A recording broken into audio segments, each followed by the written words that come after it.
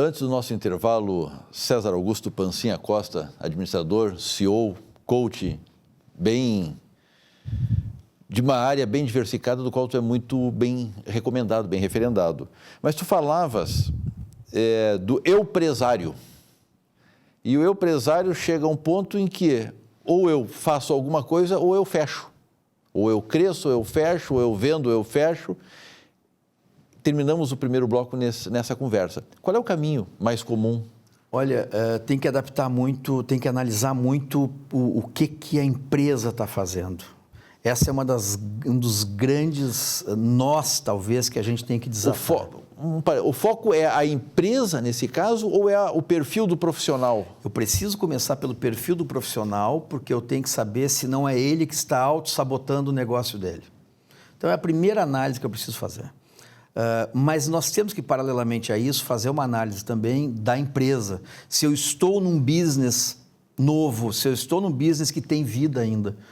Hoje, eu acho que talvez uma das grandes mudanças do mercado, ela tem acontecido exatamente nisso. Perceba só, há anos atrás, o empresário abria a empresa com as coisas em que ele era bom. Então, eu sou bom em determinado assunto, eu sou um bom mecânico, eu vou abrir uma oficina, eu sou um bom corretor, eu vou abrir uma imobiliária, eu sou um bom advogado, eu vou abrir um escritório de advocacia, enfim, assim funcionavam as aberturas no passado. Hoje, isto, claro que segue valendo em parte, mas tem uma pergunta que tem que ser respondida para que o empresário saiba se ele tem um negócio na mão ou não. Esta minha empresa resolve algum problema? Se ela resolve algum problema, tu tens um negócio na mão. E quando a gente fala em resolver problema, nós estamos falando de resolver o problema do cliente, resolver um problema do mercado, resolver um problema da economia. Se tem demanda para o produto dela. Tem que ter demanda, e a demanda ela tem que atender uma dor. Ela precisa atender uma dor de alguém. Porque as pessoas hoje, quando vão botar a mão no bolso para contratar um serviço, contratar uma empresa, para contratar um profissional, as pessoas pensam muito mais do que pensavam no passado. Então, a gente precisa ligar a empresa, o negócio da pessoa às dores do mercado. Que dores o mercado tem? Sim. O mercado tem problemas. Que soluções tu oferece? Isto.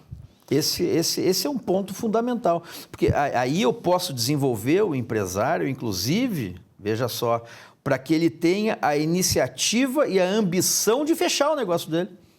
Fechar o negócio dele e abrir outro, eventualmente, ou mudar o ramo de atividade.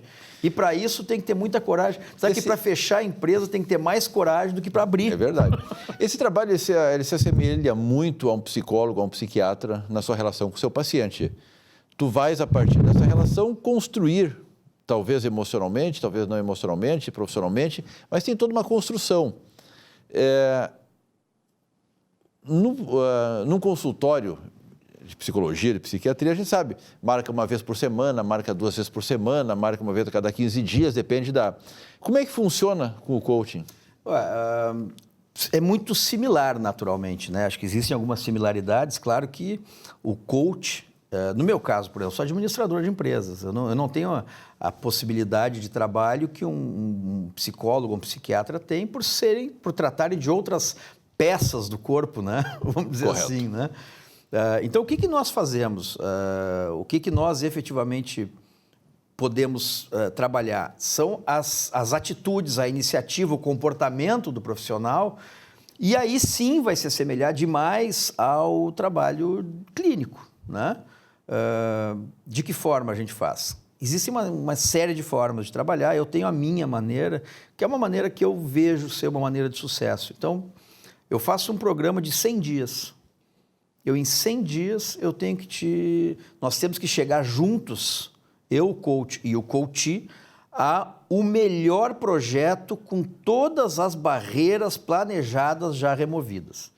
Aquelas autossabotagens, enfim, eu tenho que tirar isso, né, da frente do coaching. E quanto tempo leva para montar este programa de 100 dias? Esse programa de 100 dias, nós fazemos... E tem que ter muito diálogo, muita discussão, muita conversa. Muito diálogo. Em média, a gente trata nesses 100 dias, nós vamos ter pelo menos 8 encontros presenciais. Mas eu costumo dizer para os coaches, acho que é uma das coisas importantes da gente deixar claro, que um encontro, uma sessão de coach, ela só termina quando começa a seguinte. Então, se tu vai passar 2 semanas sem encontrar o coach, essa sessão continuou. Ou seja, ele vai te acessar, ele vai te telefonar, ele vai mandar um e-mail, um WhatsApp, uma ligação, enfim, o que for, para que a gente possa manter vínculo, para que a gente possa acompanhar o que está acontecendo. Eu gosto de trabalhar com a divisão de 2 semanas, porque nós fazemos, numa sessão, uma série de análises pessoais e, a partir daí, o coach sai com temas de casa para ser desenvolvidos. E esses temas, eles requerem um tempo, quer dizer, ele vai requerer aí 10 dias, 1 semana, ele vai ter que envolver, eventualmente, terceiros, ele vai ter que falar com outras pessoas. Então, esses 100 dias, a gente vai ter de 8 a 9 encontros, né, para poder... Esses encontros são encontros, eles não têm um tempo específico, a gente calcula sempre um encontro de 1 hora, que é o suficiente para tu desempenhar um assunto, desenvolver um assunto, mas, eventualmente, esse encontro vai a 2 horas, 2 horas e meia, dependendo do tema e da temática que está se tratando, né? Uma curiosidade, falaste da faixa do 30 aos 50. O pessoal que está na minha faixa de idade, por exemplo, já 18 a 20 anos. Nossa faixa, né? Na nossa faixa, o pessoal já começa a lidar com uma certa rejeição do mercado, porque tem mais gente nova entrando. Não é nem que a relação à competência, mas gente nova, sangue novo, faixas salariais menores, enfim, uma série de restrições à idade do profissional. Se aplica a essa reinvenção do profissional, a essa requalificação, se reposicionar? Sem dúvida, Luiz. A tua questão é muito boa. Eu tenho tratado muito desse assunto em algumas palestras que eu venho ministrando por aí. Esse é um dos assuntos muito procurados, né?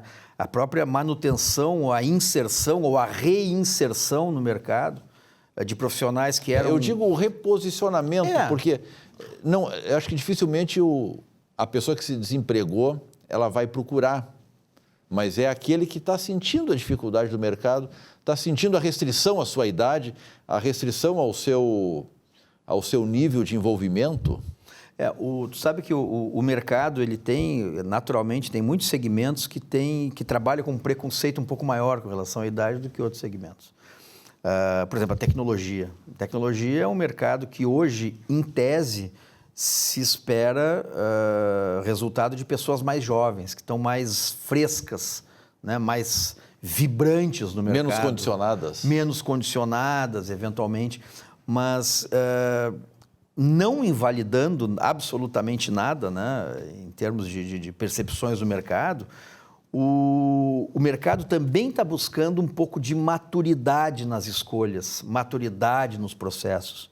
Então, hoje, o profissional de 50, 60 ou 70 anos, e eu conheço excelentes executivos nessa faixa etária, dos 60 a 70 anos, eles precisam somente se modernizar com relação aos conceitos comportamentais de relacionamento interpessoal.